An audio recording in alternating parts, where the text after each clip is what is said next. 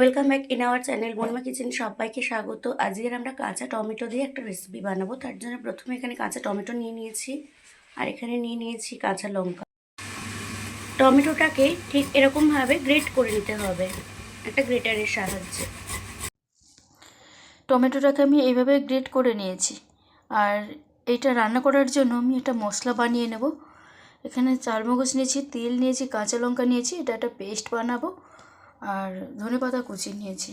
আর রান্নাটা কেমন করে করছি পুরো ভিডিওটা দেখতে থাকুন। রেসিপিটা বানানোর জন্য কড়া বসিয়ে নিয়েছি, কড়া গরম হয়ে গেছে, তেলও গরম হয়ে গেছে।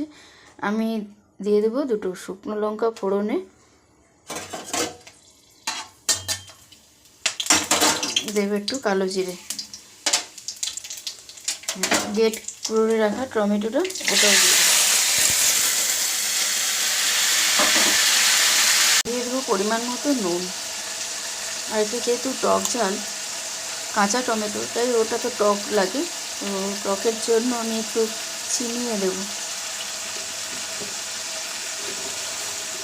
দিয়ে দিচ্ছি অল্প একটু চিনি।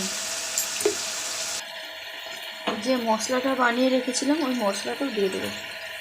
তেল, চারমগজ, কাঁচা লঙ্কা পুরো পেস্টটা আমি দিয়ে দিলাম, দিয়ে ভালো করে নাড়াচাড়া করে নেব।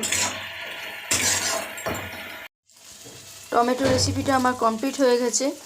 নামানোর সময় একটু ধনেপাতা কুচিয়ে দিয়ে দেবো।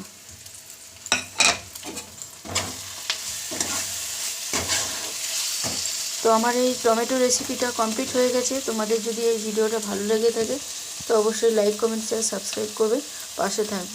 ধন্যবাদ।